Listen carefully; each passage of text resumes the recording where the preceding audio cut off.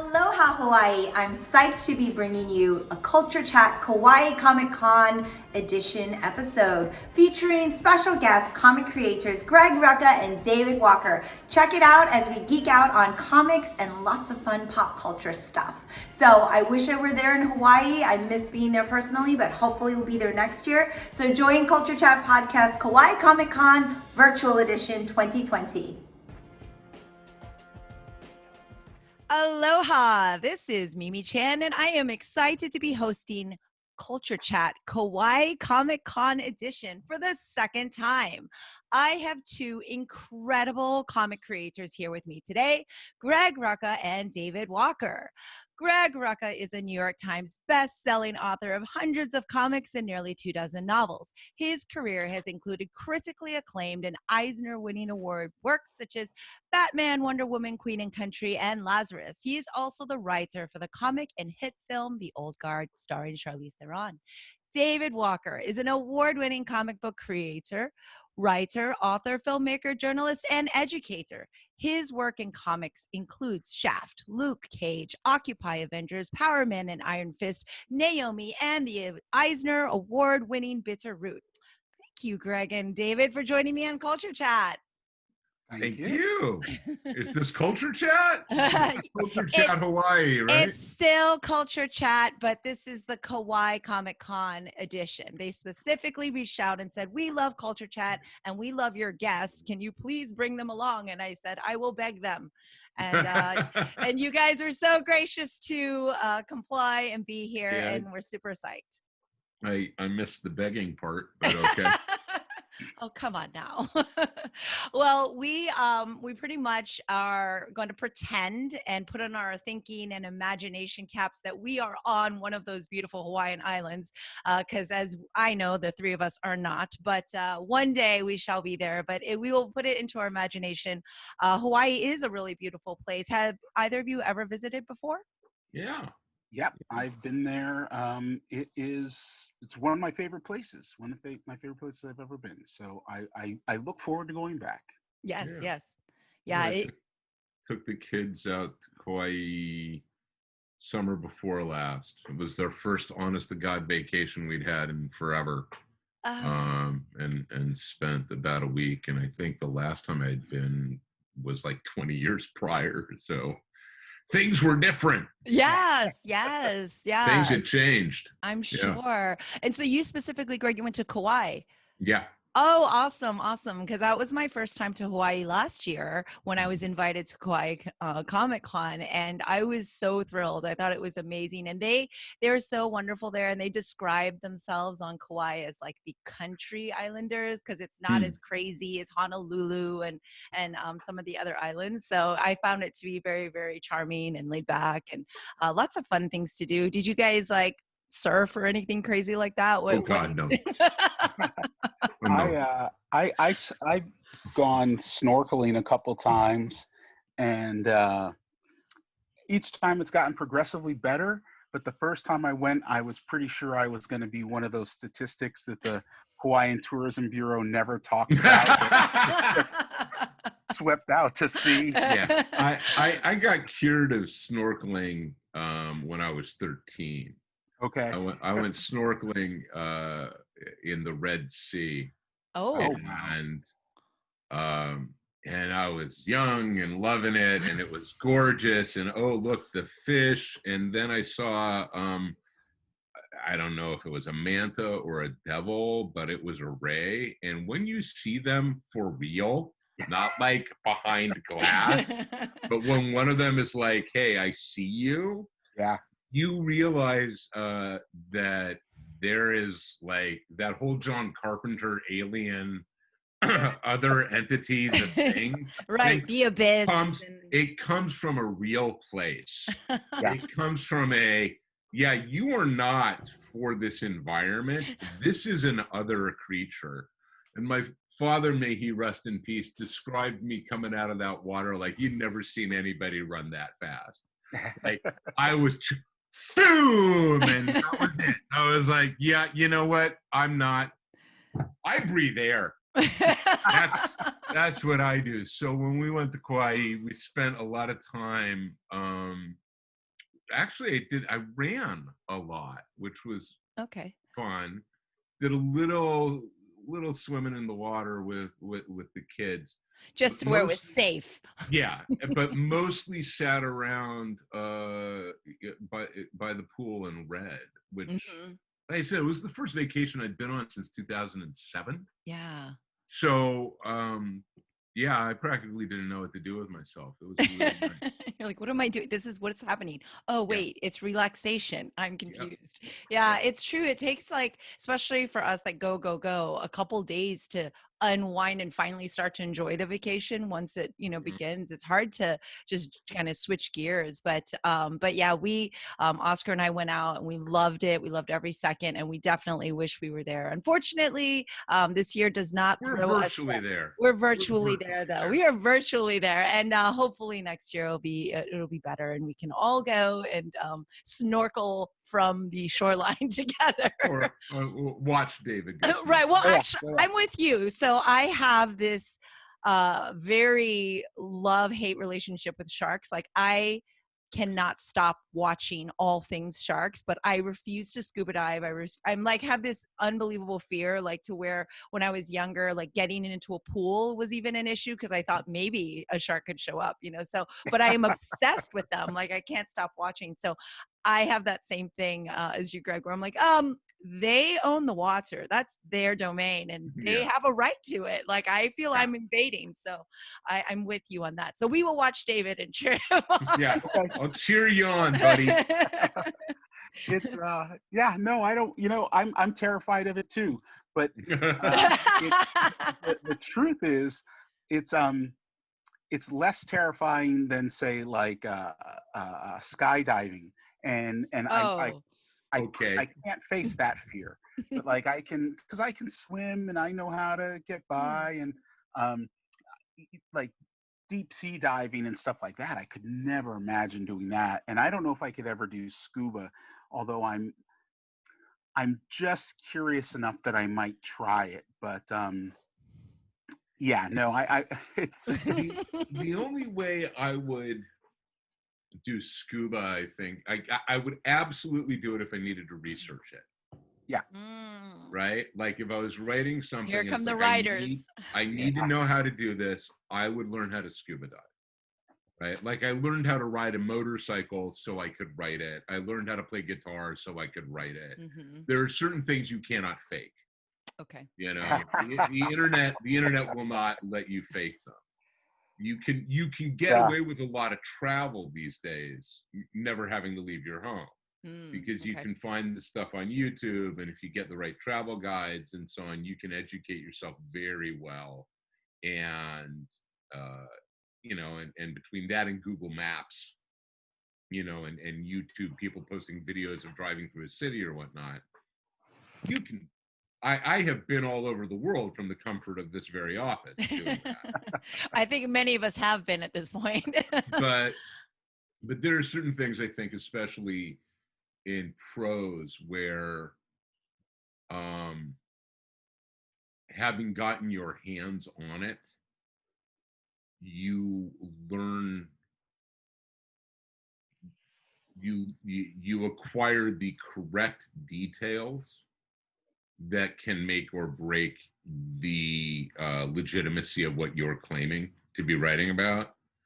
So there may well be a reason why I will never write a story where somebody has to jump out of a plane, because I don't want to learn how to do that.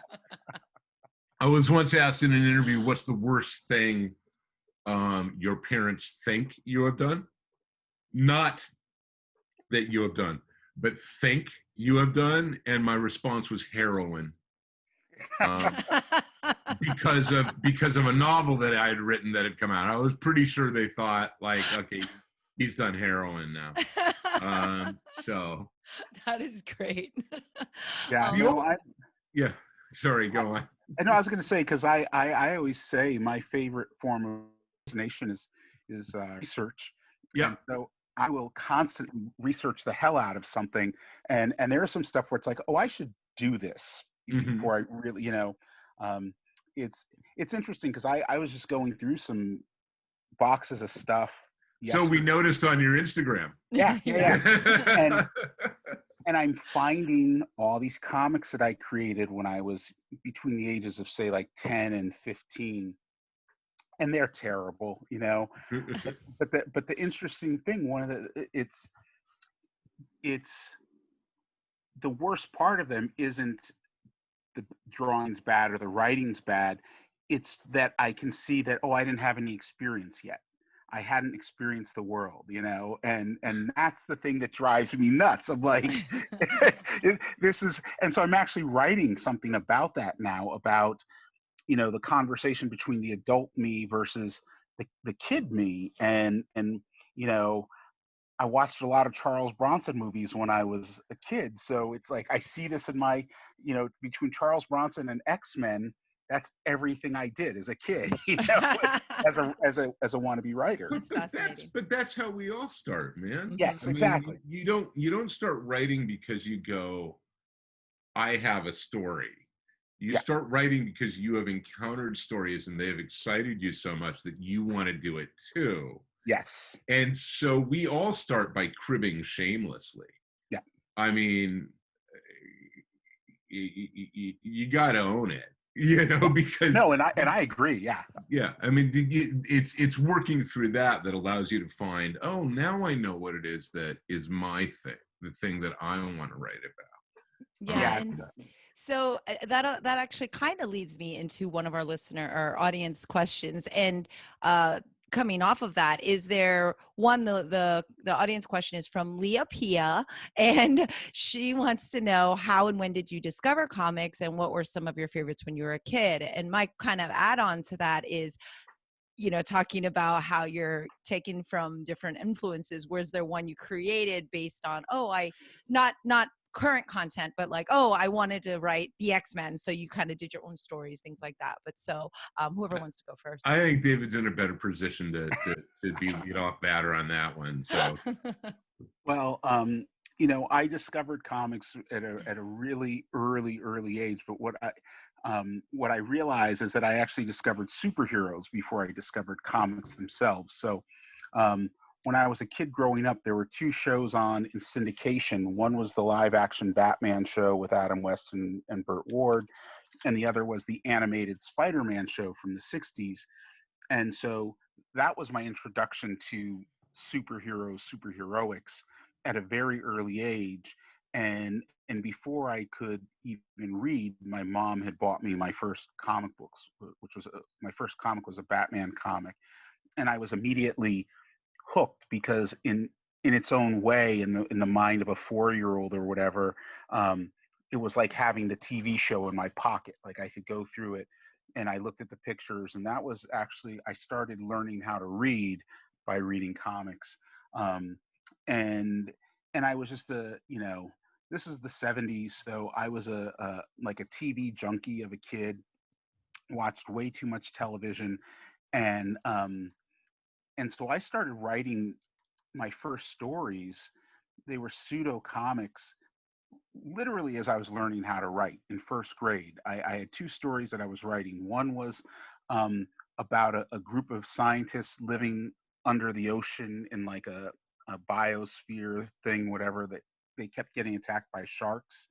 And then the other was a Planet of the Apes story that was sort of a reversal. It was about a kid ape it was very much like Escape from the Planet of the Apes, when the apes come to the present day and they're the only two apes.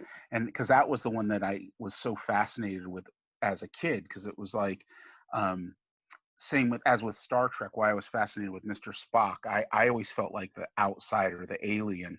And so that was my Planet of the Apes story was about a kid ape stranded in first grade. So it was wow. Damn, that was, that's pretty nice deep for a first grader. Yeah, I was going to say, the nice thing about that age is that the periscope from the subconscious is so close to the surface. You see the conning tower. I mean, it's like you don't have to dig that out. It's just like, no, this is what I'm dealing with. This is how I feel. Yeah. No, and it's what's really funny is, as an adult, telling somebody that story when I really realized, oh, this is what I was dealing with. Oh, and, yeah. It's like, and I'm telling them, they're looking at me like going, "Oh my God, oh, did you get David. their music?" Yeah. Yes, Yeah. yes. Let me hug you. I want Right. to hold Yeah. you. For me, because I remember watching and loving, Adam West Batman and not understanding the camp. I was young enough that it was serious, right? And Saturday morning cartoons and the Super Friends, Super Friends.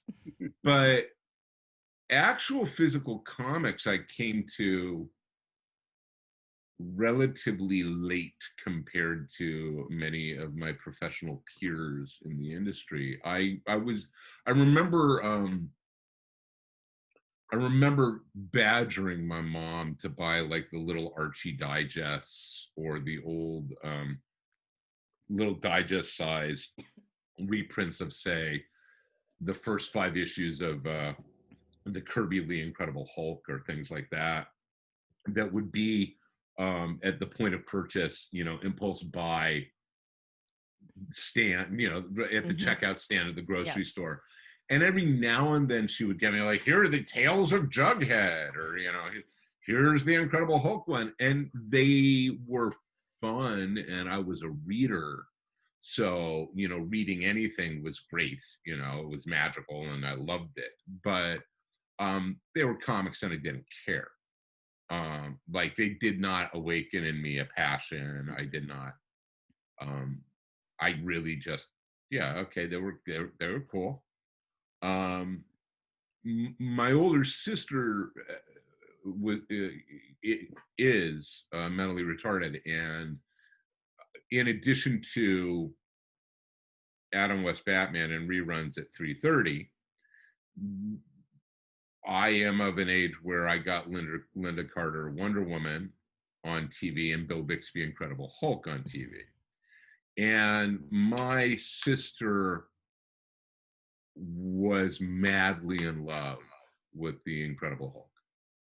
So that was appointment viewing when we were kids. And I remember being about 10 or 11, and going into one of the very few comic book stores in the area where I'd grown up and buying a copy of the Incredible Hulk magazine. I was in 5th grade, so I don't know, I guess 10.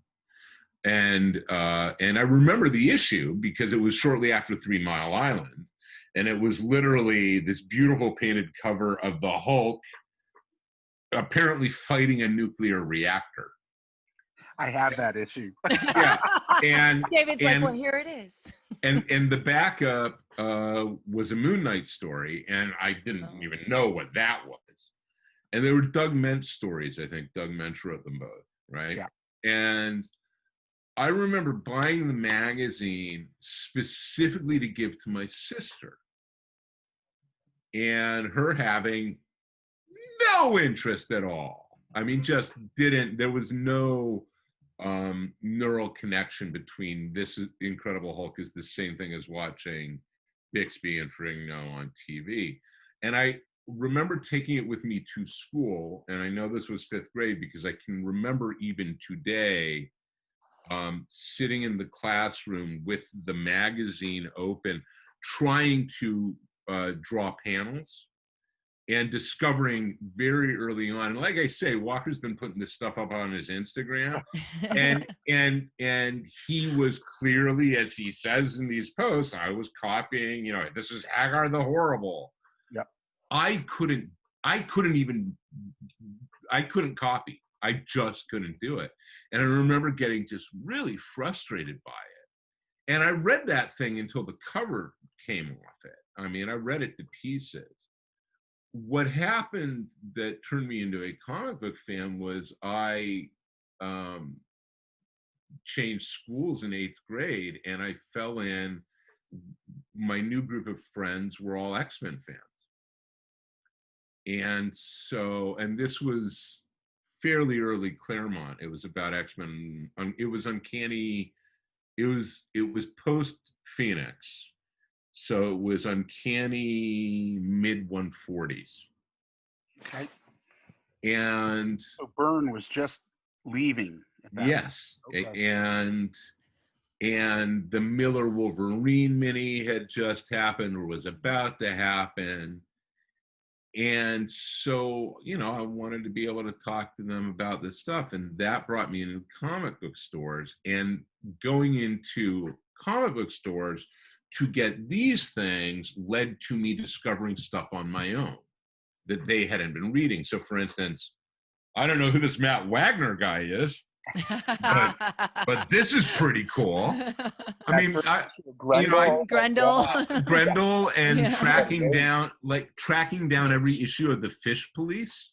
Oh wow! Oh, that's one people don't even remember, right? I remember Fish Police.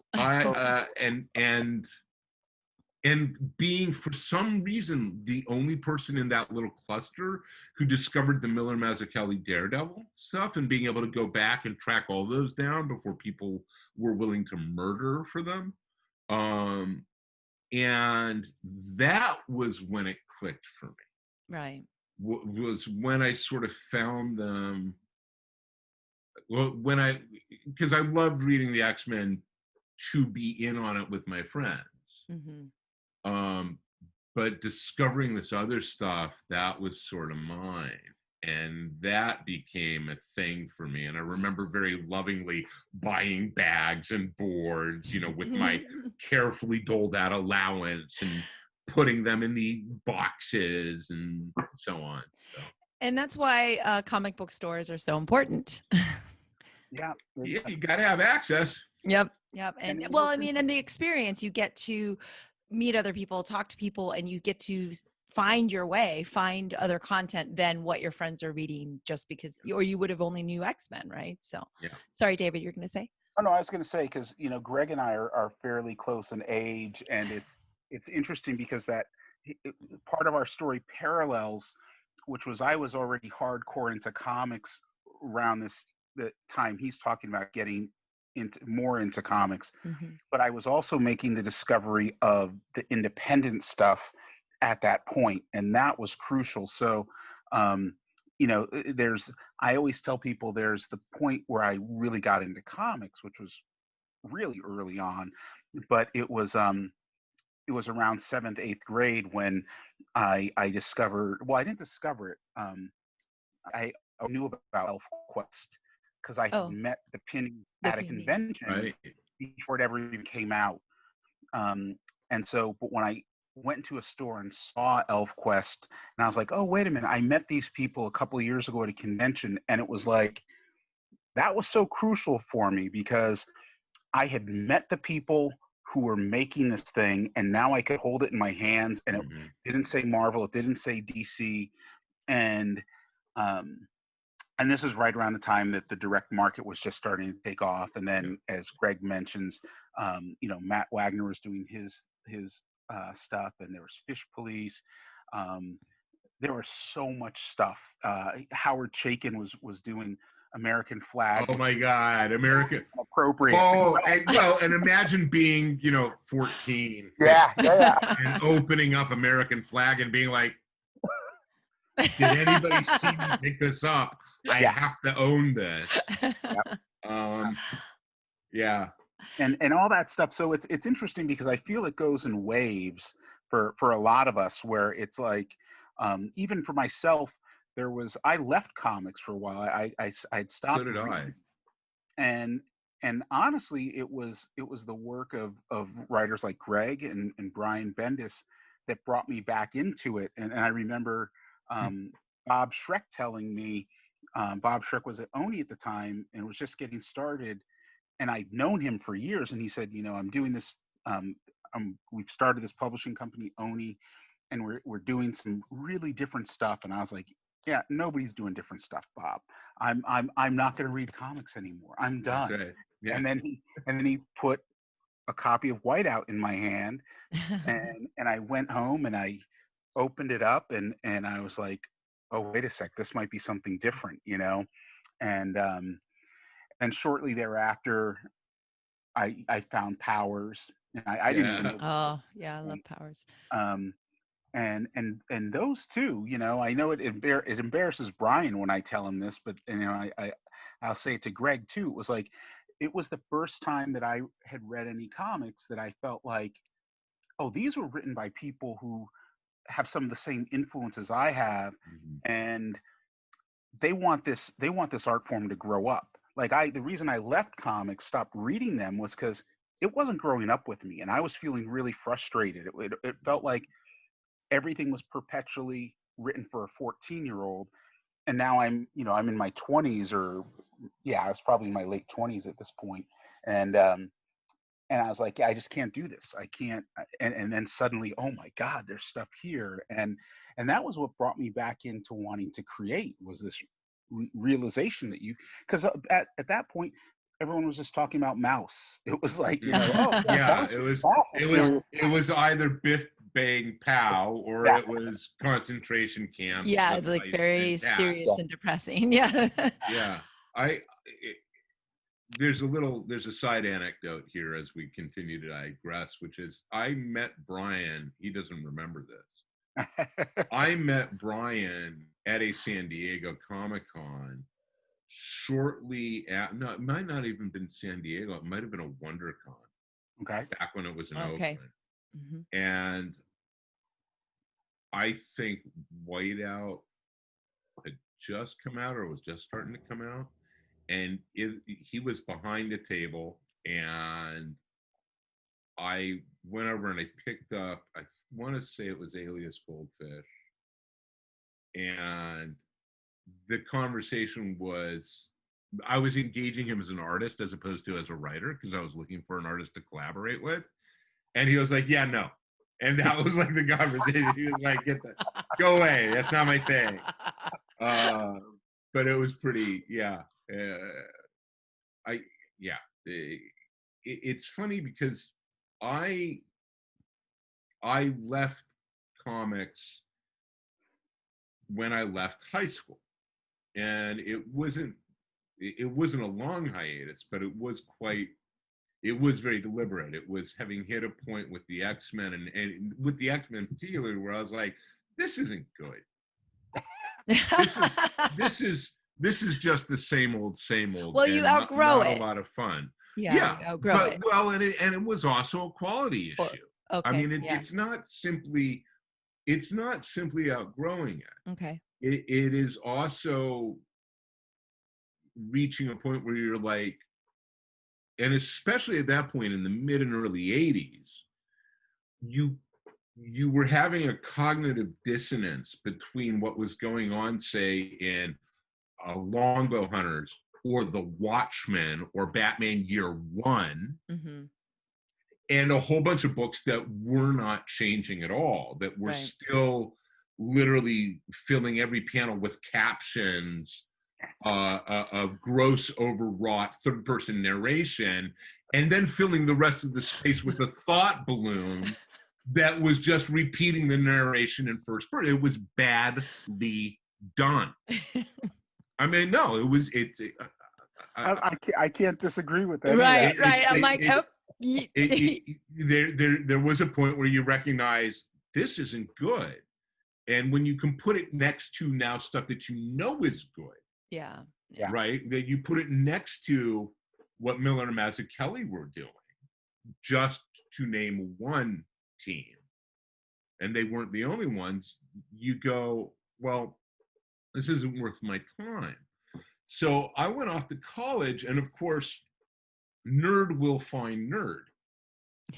Nerds are like, hydrogen atoms. we swirl around and look for each other, and then we accrete. And within 3 months, my best friend in the world, I'd met him, and oh, what do you know? He was a Star Wars fan, and I mean everything. And he played role-playing games, and we were into comics, and I remember, and I was resistant, but people were now starting to talk about, there's this guy Neil Gaiman, Sandman, and stuff like that, and I walked into, I got dragged to the comic book store at the corner of Raymond Avenue in Poughkeepsie. And it was a little store, and it was about a mile walk tops from the Vassar College campus. And I remember it being on a cold day, and I picked up this comic solely because it was a beautifully painted Sienkiewicz cover. I mean, it was a gorgeous Sienkiewicz cover. And it was Denny O'Neill's and Dennis Cohen's first issue of The Question. And that got me back in. I stayed away from Sandman for a really long time. Like, the more people who were talking about it, the less I wanted to read it. Because it was the same thing. It was like the X-Men had been. It felt like everyone was doing it. Well, yeah, it was. This is the thing. I had found The Question, and I was like, "This is amazing." And that brought me back in, which was, a nice place to be. Yeah. And I will say, I think that moment more than any other is what made me want to write comics. It wasn't until then, I was almost 20 at that point, I think, 19. That was when I was like, no, I these can be written. I could do this. I want to try it. So. Yeah. Well, it's so fortunate we have such a vast work that we can choose from in comics, and there is kind of something for everybody. And so we have another question to get to, and that is from Aquatic Bird 100. And this audience member, I don't know if it's a he or she because it's Aquatic Bird. Hey. I have created and sold my Hawaii made comic books at local cons. What would be the next steps you would recommend for me to take, especially now there's not many cons? Yeah, I was going to say that's the crucial thing. There's not many cons. Yeah. For me, because I've actually been thinking about this a lot and having this conversation with creators I know. It's really about upping your online presence. I'm thinking probably Instagram's probably the most important from my standpoint. And just reaching out to other creators, connecting with them, and sharing your work, and fans, trying to build a fan base, and realizing that right now, it's like if your goal is to monetize this, forget about it. Forget about it. But if your goal is to meet other creators, meet fans, and build community, that's what's I see a lot of that going on right now. I mean, it's the fact that we are in, Greg and I are in the same state, but we're essentially between the three of us, we're on two opposite sides of the country in two different time zones for a convention in a third time zone. But yet we're connecting this way. And I think that there's tremendous opportunities right now. I mean, I spend a lot of time on Kickstarter, and I, because of budgetary reasons, I don't back every single project I see, but I use the campaigns to find out who the creators are. I start following those creators, following what they do. A lot of them are offering their comics initially on whether it's Webtoons or Hiveworks, stuff like that. And I mean, I've discovered some amazing stuff that way. And I'm thinking about some of my next moves is like, okay, how do I just get it in front of eyes, as opposed to get people to give me, a few dollars for it. It's, I think those are some of the things you have to prioritize. What are you trying to do more? And I think building and it's not just your fan base, that's really crucial. It's your community, right? There's going to be your contemporaries. There's going to be other creators who become your friends and contemporaries.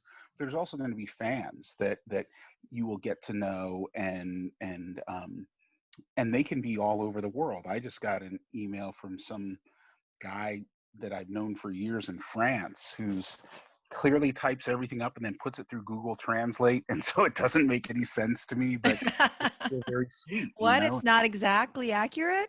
Exactly. Yeah, that's great advice. I think I would heed what David is saying far more than anything I would. I'm in a very weird place with regards to comics and making comics right now. And I am not as diligent as I should be in educating myself about what is current. My advice, look, first and foremost, I will say there are a couple things I absolutely 100% agree with, because I think that building of a community, and in particular finding peers in the community, is so important. If you can find other people, and with the internet, ideally you can, who share your passion and who are in the right headspace. Because one of the problems you run into is when you're out there trying to make something, when you're trying to make art, you're always going to run into people who, for whatever reason, either because they're scared of failure or any other million reasons of insecurity, can be really toxic. So finding the community that is supportive and honest, a community that can critique and do so from a place that isn't about, that isn't a criticism that goes, oh, David, you shouldn't tell that story, you should tell this story, but is rather, David, if this is the story you are telling and you want to tell, this is where I think the problem lies, right? You see the difference there is a crucial difference. And if you can discern that and hear that, so that's one huge part of it. The second part is simply, we live in a time where there is almost nothing that is preventing from putting your work out there. There are so many vectors by which you can give it to the world. And then it becomes the act, and it is very exhausting, depending on how much time you put into it, of trying to direct people to it so they can discover it, in the hopes that you hit that critical trigger point where now they're doing the work for you. If what you are doing is you're saying, look, I have created this comic, I have it, it's in my hand, I have a physical object here, I want to see if somebody will pay me for making more of these, or I have an idea for a new comic and I would love to see if a publisher would back it. Well, you have your first proof of proof of concept. You can do it. You have it right there. So what you do is you look for the publishers and the editors at those publishers who are doing works, not necessarily that are the same or similar to what you've done, but works that you admire and publishers you admire. And then you send them in. And you send them a letter saying, I wrote this. You don't email it. Send physical copies, right? And you send a short letter. Hi, my name is Fred. I did this story. I really like your work. I hope you enjoy it. And you want to start creating those relationships as well, because that puts you on their radar. You don't demand. You don't go in and say, I did this and therefore I should write Spider-Man. You say, I do this and I hope you enjoy it because I really have enjoyed what your work has been. And then you try to establish a relationship there. It is getting stuff, especially in this market, especially at this time. If you can get paid to get somebody to publish your work, you are absolutely winning. Yeah. It is very hard to do right now. Yep. It's not an excuse to not do it. Yeah. Getting paid is not the reason to make comics or to write a novel or to record a song or do any of these, the passions that you feel. If it's got to get out of you, you got to get it out. I tell people, you know, I wrote my first real comic book proposal the year I graduated high school. It was for I wanted to work for Marvel, so I wrote a proposal. I didn't get my first paid gig until I want to say 16 years later. Like that's how much I slogged it out and how much I wrote things for free and drew my own crappy comics and did all sorts of and built a career outside of the medium, because I also think that if you want to be a writer, and this is crucial, I'm not saying that you should not limit yourself. Mhm. If you want to be a writer, if you want to be a Oh, storyteller, no. writer, Punch yeah, on this one. yeah, You gotta punch on this one. This is yeah, a huge one, and I know exactly what you're saying because we agree 100% on this. yeah, There are way too many people who go into an art because they love that art. You see it a hell of a lot with movies. I love movies, so I want to make movies. yeah. And guess what? You're gonna make crappy, he said, movies. All right. If you love comics and you want to make comics, that's great. But it is incumbent upon you, for instance, if you are a writer, to read short stories, to read novels, to read plays, to go to the theater, to watch things, to form your own opinions, to determine why people say this is brilliant and this is not, and then whether or not you agree with them. To read the classics, even if they bored you to tears in high school, because there's a reason that they're determined as classics, right? If all you do is read comics and want to make comics, you will make bad comics, right? And the best proof of this is find me a comic book artist, like a really good graphic storyteller, who is not also in some way a film buff or scholar. Yeah. No, And I it is that Venn diagram is a perfect circle.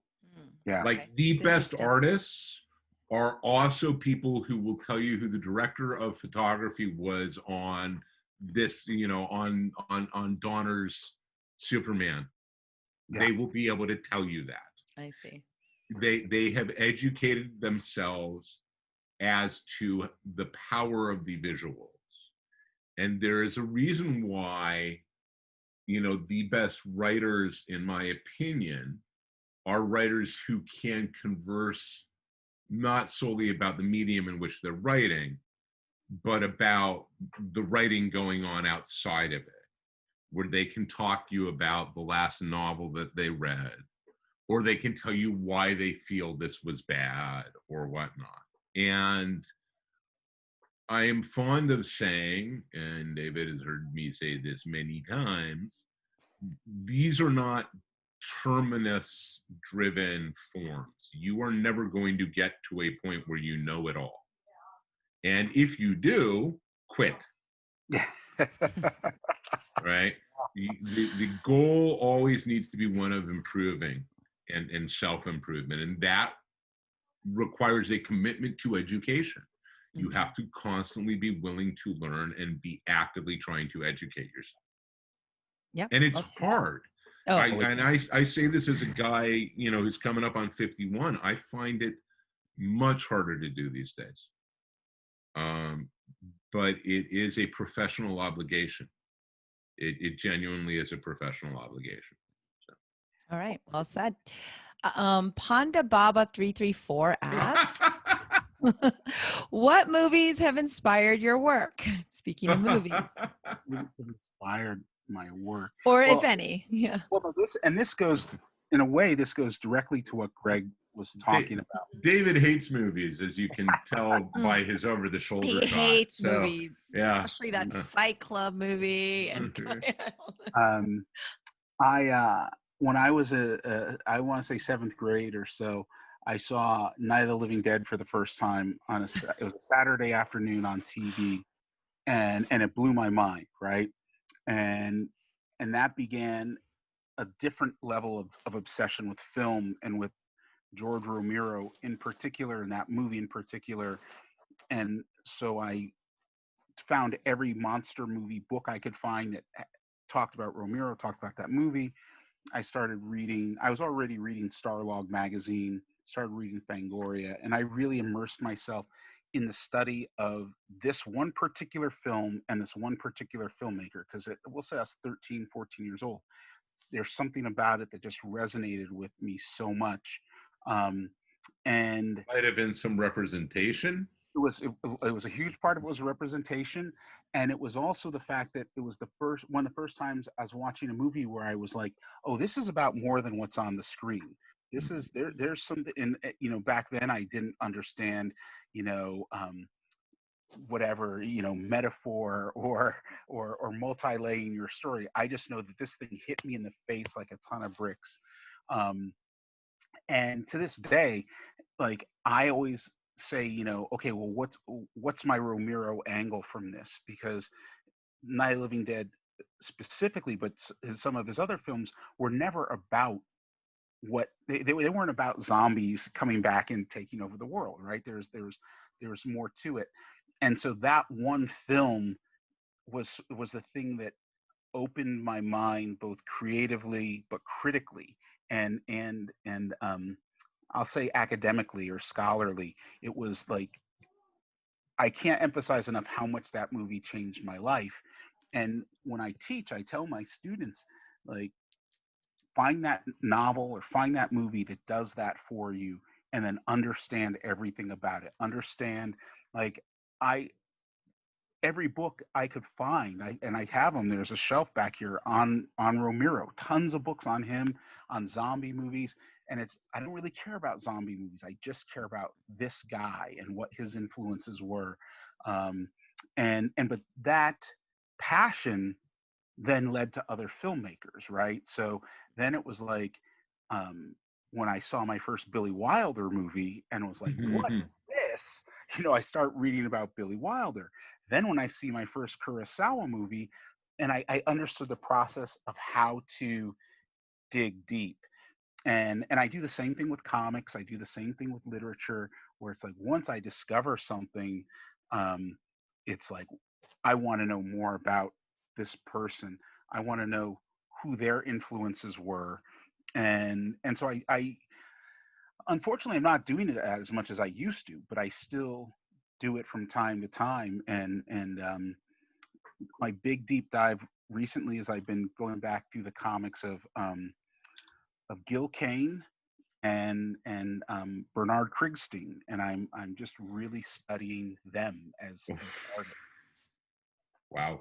Okay. See, so that's scholarly work. I wish I could. Yeah. I wish I could have an answer that's as good as that. I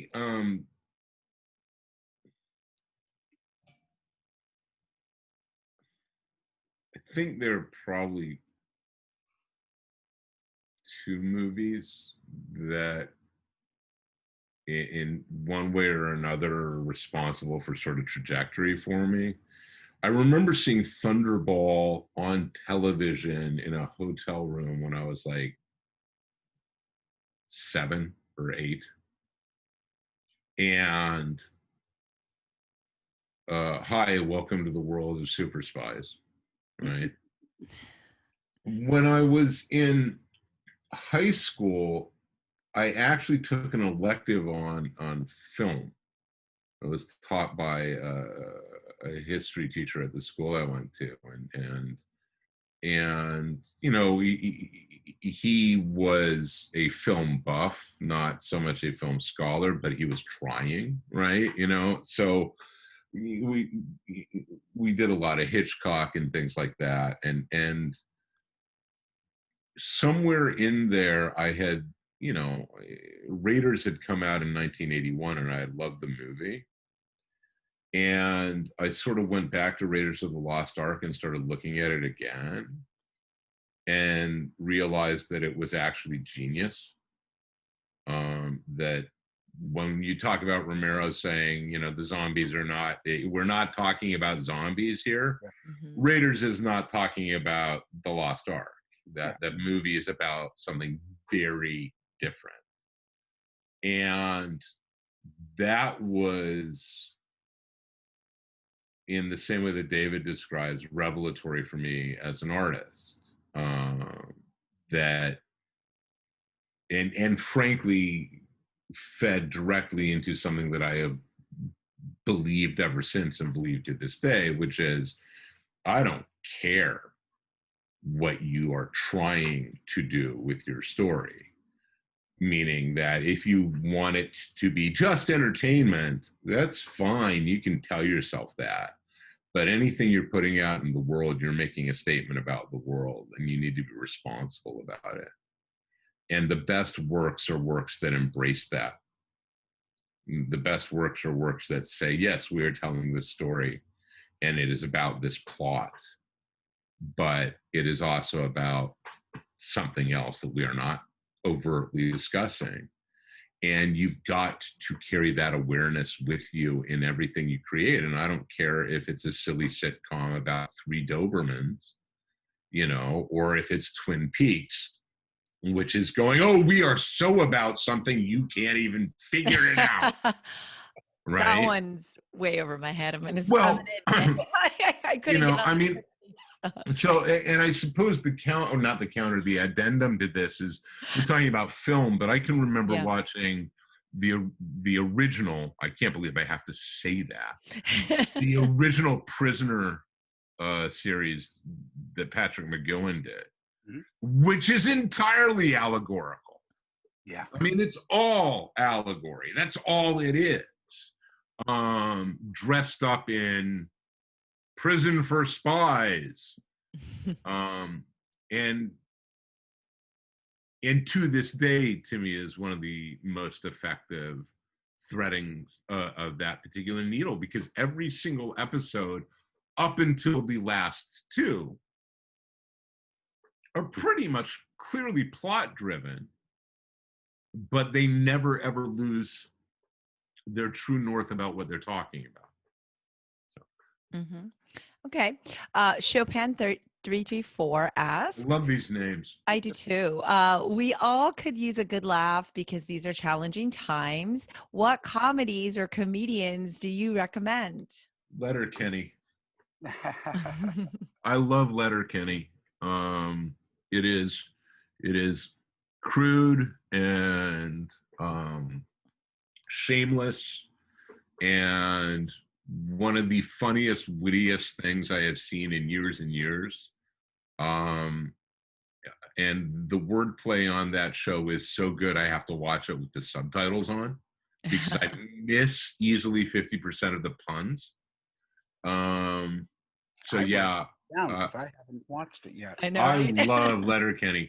The very first episode, not their best, because they're still trying to find their legs. Yeah, you can't always judge by the pilots, But seriously, coming off of that one and moving, it is delightful, and I love almost everything about that show. Awesome. And proof again that you can do things that are of quality and of great success without having to do it the way everybody else did, because the people who made that show did it absolutely not wanting to play with Hollywood. Yeah.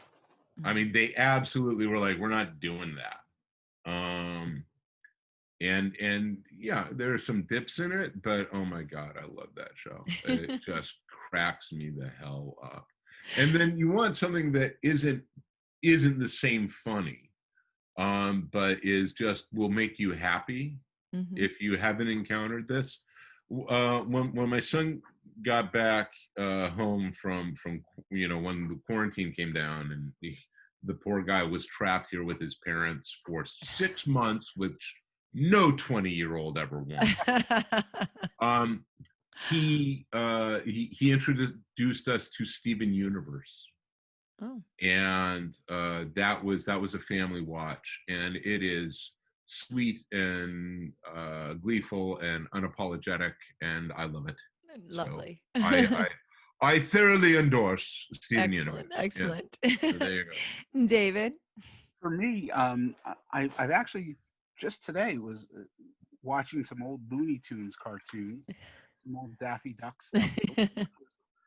Initially started for research purposes, and I got so into it, and I remembered how much I love Daffy Duck, especially, but Looney Tunes. And I'm a big fan of Key and Peele, so Okay. Yeah. most of their sketches are on YouTube, so you can watch them all the time. And I will frequently, I've never gotten tired of Key and Peele, and to me, I grew up watching Saturday Night Live. I watched SCTV. I watched In Living Color. I watched Chappelle. So that sketch comedy model has been something I grew up with and I've loved for a long time. But to me, Key and Peele have perfected it. Like, I love all the other stuff, but they've stood on the shoulders of all these others, and I'm waiting to see what comes next. Who does the next thing? So I love that. I'm getting ready to sit back and rewatch Fleabag, which is not everybody's cup of tea, but I absolutely loved Fleabag. But Yeah. there's times where it's not funny, and I happen to be the sort of person who likes my humor to be laced with extreme tragedy or darkness or whatever. So I think that's why Fleabag appeals to me so much. Oh It's my. that British humor and Yeah. But I performances are super great in that too. So you can't. It's they're amazing. Yeah. And I go back to a lot of old stuff. I mean, I laugh at Young Frankenstein every single time. I laugh at there's certain comedies that I go to regularly, but Young Frankenstein is it.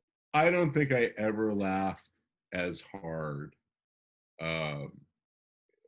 up until that point as when I first saw Young Frankenstein. I remember watching it with my little brother on videotape, and the whole dining room sequence and and that sequence all the way through Sedative.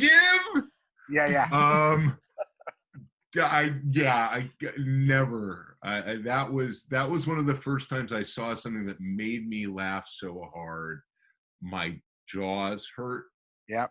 You know that one where you just can't stop, and it's like, oh God, I have to stop laughing now. Yeah. I just watched that. I was a Mel Brooks fan forever after that. Yeah. Anything Mel Brooks, I'm with you there. Yeah, the classics. Greg and I have talked about this on the show because we've literally been talking every week since quarantine. And sometimes you just want what you already, it's a guaranteed funny. You love it. It's comfortable. And that's why going back to classics is such a smart move. But yes, we just, my husband and I were like, we don't want to be disappointed at this point. We don't want to watch something and be like, oh, we wasted an hour. I'd rather have something I feel good about and I know I need it, and that's it. All right. So let's try. I'm not in the mood to take risks. Right. I'm not. Yes. Yeah. Low risk on the TV bar. But okay, we're gonna try to get through a few more. This is from. You're gonna love this name, Zit Baby 3000. Okay, I don't think these are real. I promise. Do you prefer writing heroes or villains? I think writing villains is really hard. Writing villains is incredibly difficult. It's much easier for me personally to write heroes. And it's funny, I was talking to Rick Burchett yesterday about aspirational heroes and the need for them and the lack thereof of them. But I find it much easier to write a character who is trying to do the right thing because it is the right thing to do than to write a villain whose pathology I understand. Because to write a villain well, you have to take them, you have to understand at what point did they break. Yeah. And at what point did the the absolutely unacceptable behavior become reasonable to them, right? And if you're doing that well, you have to do it honestly. And if you're doing it honestly, that means that you've got to get to a really dark place that can justify horrible crimes. I mean, if you're talking about somebody who's murdering somebody, right, you're talking about the deliberate theft of another individual's life. And a villain is not the same as somebody who is not the same as somebody who is unfortunately in situations, right? A villain is somebody who is like, no, I am doing these things deliberately, right? It's not I did it accidentally. I find it incredibly challenging to write a very good villain. Yeah, no, I agree, and it's funny because when Bendis and I were working on Naomi together, even before that, I had this theory of like, wouldn't it be interesting if you could write a really compelling story without a villain, without, with no antagonist at all? And really that's my cop out, because it was like, it's that hard, right? So I remember we were having these early meetings about Naomi, and I was like, well, hey, wouldn't it be interesting if we just totally threw out everything that's worked for centuries and just said, there's not going to be a bad guy? And he just looked at me and he went, no, that's not going to happen. And I was like, what do you mean? And then it was like, then I heard my own voice saying what I was saying. Oh yeah, you're right. That isn't going to work. Oh yes, I'm trying to run away from the problem as opposed to that's exactly what it is. No, I agree with everything Greg said, and for me, the three things that are always the hardest for me are names, titles, and villains. And I will usually not get too deep into any of that until after the first draft is done, and then I can look at it and go, okay, here's a spot where my hero can face a challenge. How can he be challenged? How can she be challenged?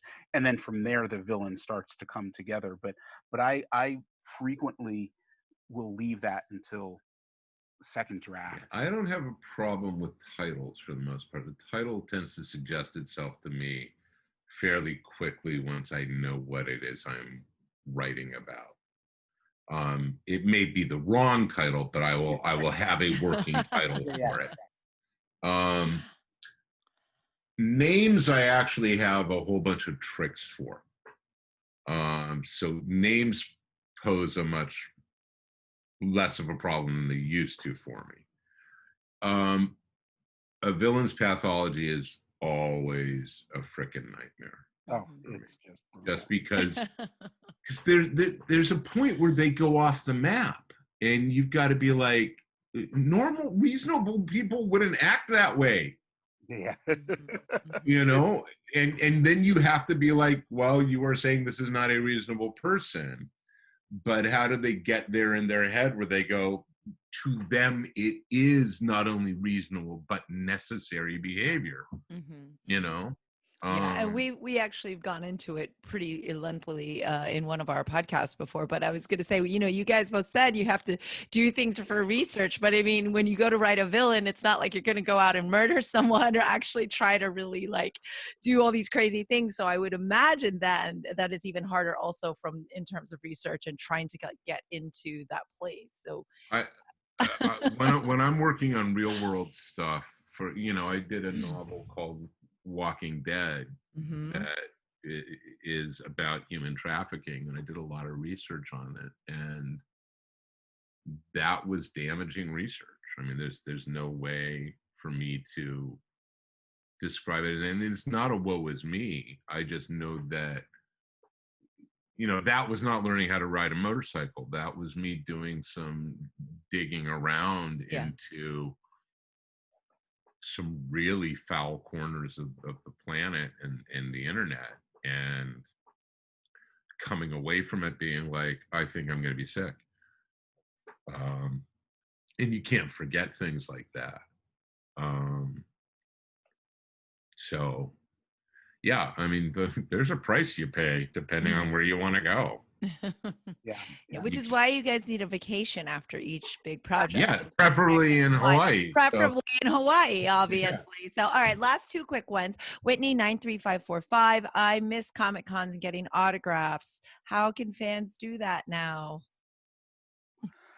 Oh, I don't know. Just take a Sharpie and, as you said earlier, put on your thinking cap and Well, channel the. Well, there's been a lot of auctions, and you guys have done a lot of creators for comics. There's been a lot of fundraising things I've seen. I had a retailer reach out to me about like doing a virtual event where you could do something like Zoom, you know, or similar, where people could live chat in, and then you could actually, like, they would send you the books so you could sign for them and then send the books back to the retailer, and then they would send them. Okay. It isn't the most cost-effective way to do it, unfortunately. Yeah. That is one way. But the other is, you know, be patient, because we will get through this. Absolutely. I mean, it's not going to just go away when it gets cold. No. But we are going to get through this. There will one day be a future civilization where we're all allowed to be in the same places again.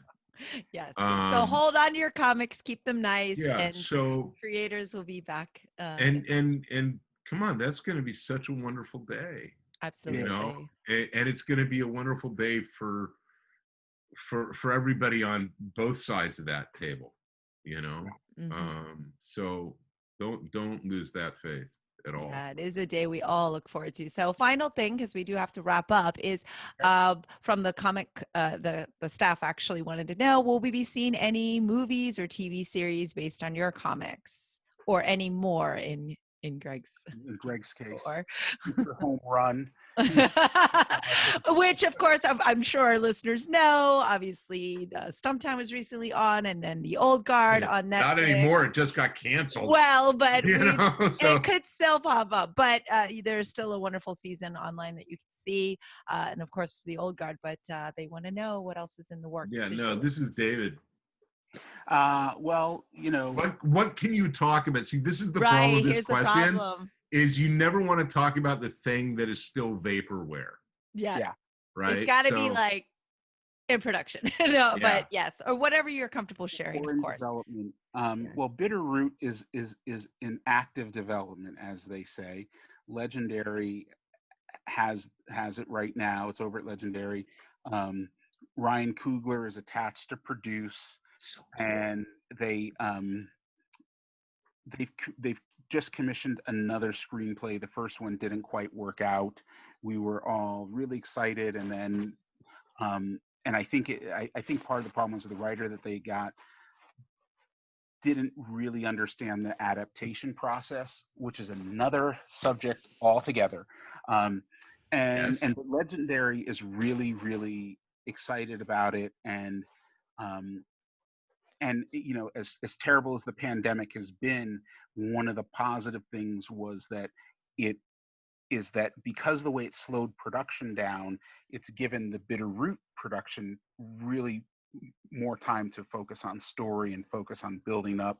There's been more communication between the comic team and the film people. So I think that's all I can talk about.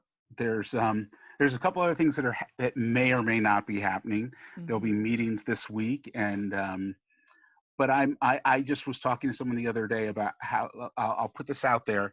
I called somebody and said, "Hey, how hard would it be for me to learn how to do animation on my own?" And they were like, "Yeah, you've got too much stuff on your plate. Yeah, you're high.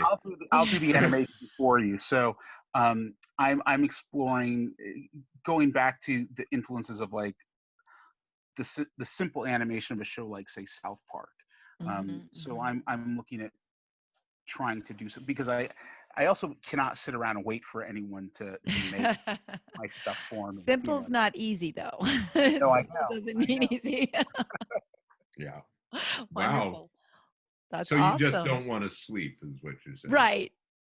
And that, yeah, that's part of it. And just because when I slow down, I have to face reality. Then reality becomes too much. So it's like Yeah, what can't Robin sleep. Williams.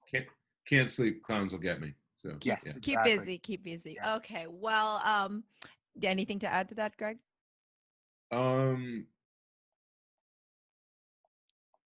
There's a whole lot of stuff in various stages right now. Well, just tell and people to keep listening to Culture Chat because Yeah, I mean, we talk. Yeah, there's a Nope. whole lot that's.